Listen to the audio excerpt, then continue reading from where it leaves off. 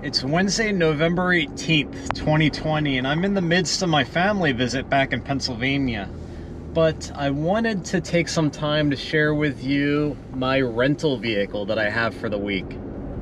I went to Enterprise and they had a VW Golf wagon reserved for me. But out on the lot, they had this black 2019 Jeep Gladiator Sport just sitting there. So I asked the guy at the desk, "Is that spoken for this week?" And he said, no, it's all yours if you want it. So really, even though I have no adventures planned with it, it was the perfect opportunity to try out and get to know the Jeep Gladiator for a little while. Right off the bat, it feels very familiar to my orange Jeep. It's a little bit more firm and of course tighter because it's newer, but it feels right at home. I know its weight, I know its handling, and I know how much I can toss it around, so I'm very relaxed behind the wheel. Like my Jeep, it has a Pentastar 3.6 liter V6, which seems to offer ample power. Especially with the small tires on this, it has a lot more get up and go than my Jeep. It's also equipped with auto stop and start functionality, which feels a little bit unusual to me. When you get to a red light, the engine shuts off. And then when you start going again, the engine very quickly starts up and you're on your way, almost invisibly. But it feels very unnatural to me because I'm used to my Jeep shutting off inexplicably. So it's weird that it does it by design. I think the Gladiator is a brilliant truck. Solid front axle, robust four-wheel drive system, removable top. It's a little bit long, but otherwise it's sensibly sized and can squeeze down most of the same tracks that a traditional Wrangler can.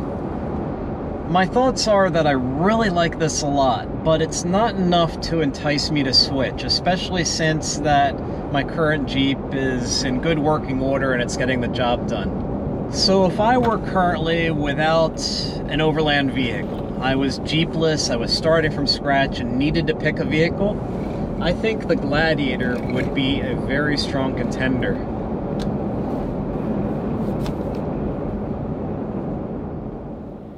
The allure of the Jeep Gladiator is that you have the off-highway mobility of a traditional Jeep with the addition of a 5-foot bed that can be absolutely anything you want it to be. You can keep the bed of the truck open air and install a rack and mount a rooftop tent on top of that. Or there are some dry camper offerings. I would describe a dry camper as an empty shell with a sleeping platform. The only one that I have experience with is an alu-cab canopy camper, which sits nicely on the bed rails like a bed cap, except it deploys into a tent up top, like a rooftop tent.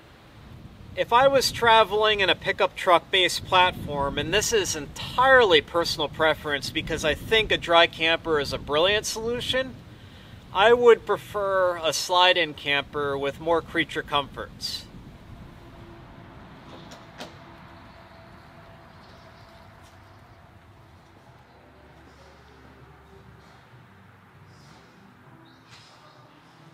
It's Saturday afternoon, November 21st, 2020, and I'm back at OK Four-Wheel Drive in Stortsville, New Jersey to pick up my orange Jeep. It's been here for service all week. But before I do that, I want to take a closer look at these new slide-in campers they carry by Overland Explorer, and this is the Camp-X. Yep. So I'm here with Rin, and he's going to give us a tour. So right here we have the 2020 Overland Explorer's Camp-X. The Camp-X is a slide-in model designed for full-size pickup trucks in 5.5 and 6.5 foot lengths. This particular model is built out of an aluminum exoskeleton frame with composite paneling. As far as opening, simple pop top. Basically pop all 4 latches. And then the rest of the opening you can actually do from inside the camper itself. So you can push up right on the ceiling.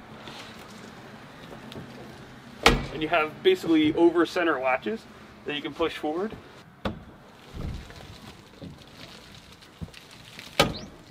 Like that. Then you have a labyrinth of bungee cords that help you on taller vehicles, suck everything in.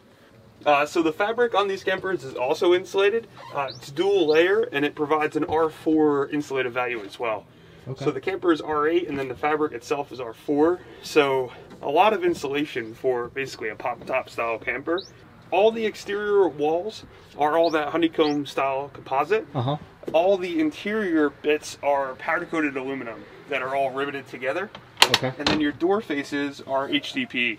So there's no wood, staples, screws, anything like that. Okay.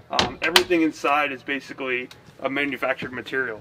You have your Red Arc Manager 30 monitor, your Truma monitor for your heaters, your exterior lamps, interior lamps, water pump, USBs, and also 12 volt.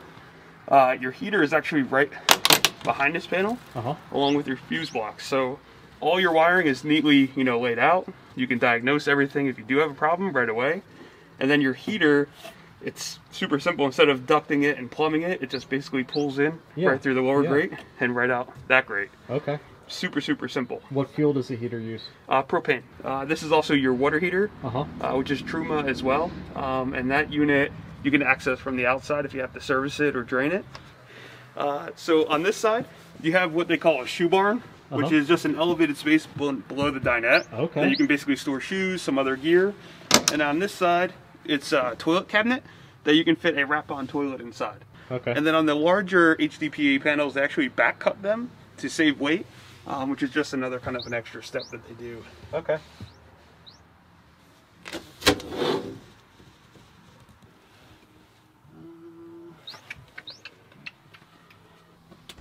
And that's the water tank. Yep. Water pump. Water pump. Yep. And then the Manager 30 itself is in there as well, kind of like tucked under. As far as the inside layout, you basically have your fridge cabinet right here, which has a Dometic fridge set up in it, which you can also delete if you're more into like a chest style fridge. You have your sink, also your burners. Everything is glass top standard. The only real options there would be a secondary fan that you can do. Yeah. It comes standard with one. You can add a second. You can also add the solar, which is 190 watts. And also you have rear MOLLE plates and the front light bar. But as far as interior trim, everything comes standard basically as this layout sits.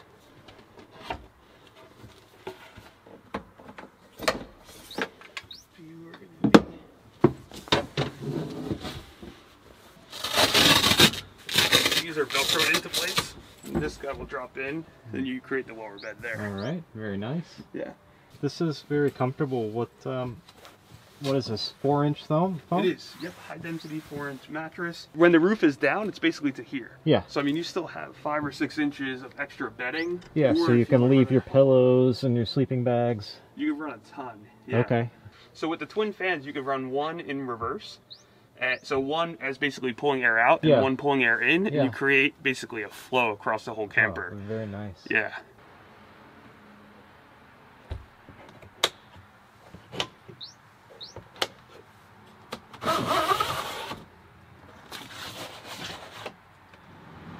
As far as the awning mounts too, all the campers come standard with the base awning mounts, and then depending on the awning, if it's like an alu-cab awning, you just buy the adapter plates for this that drop right in, and you can bolt the awning without having to drill.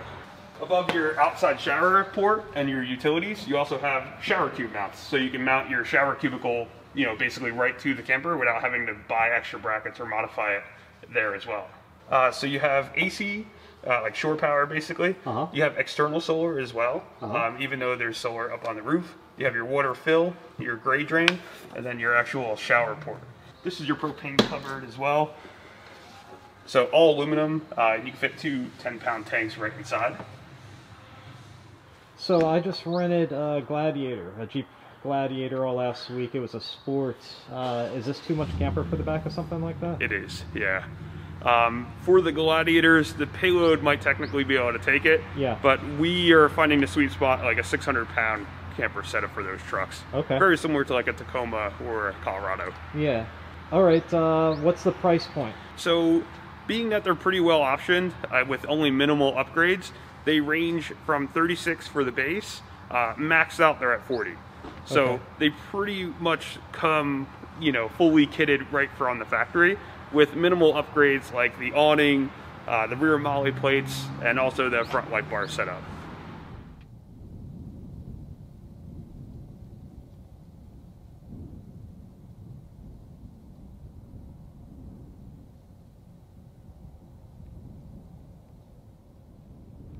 I really enjoyed seeing the Overland Explorer slide-in campers firsthand.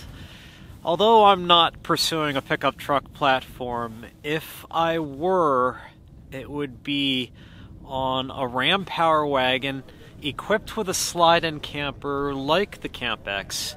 Would be a logical step up from the Jeep Wrangler camper conversion. The Power Wagon can match the Rubicon in terms of four-wheel drive capability, and the slide-in camper would be much more spacious and comfortable, but of course it is a much larger vehicle, and that is always my sticking point. The things that stood out the most to me about the Camp-X camper were its relatively lightweight, its construction that utilizes no wood, and it's extremely well insulated. The one most glaring issue that I didn't like was its small refrigerator size. But the Camp-X can be spec'd out without a fridge, so you can put your own more spacious solution in its place.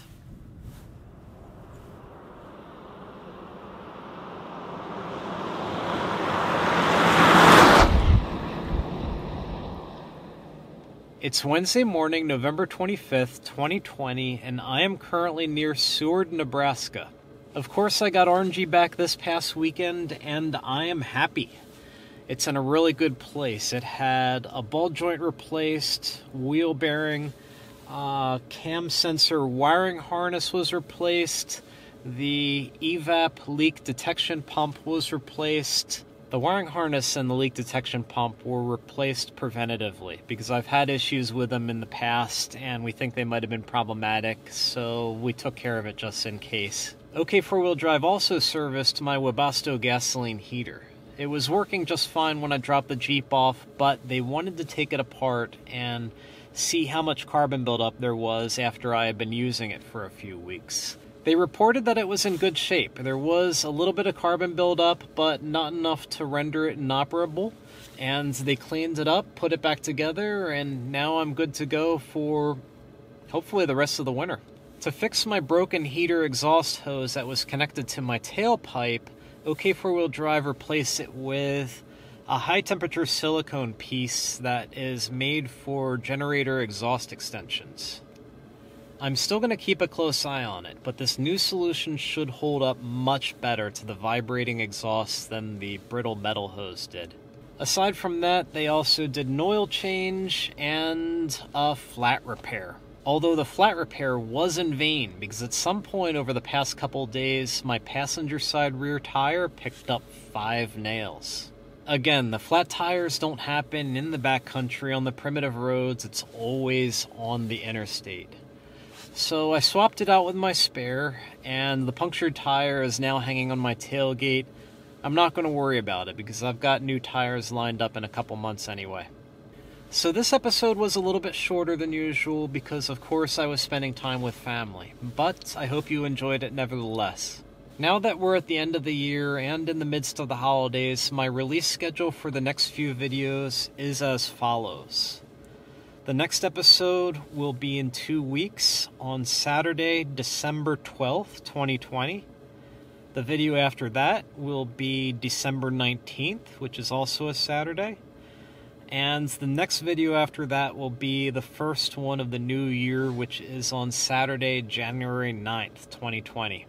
Thanks for following along, and I will catch up with you again on Saturday, December 12th.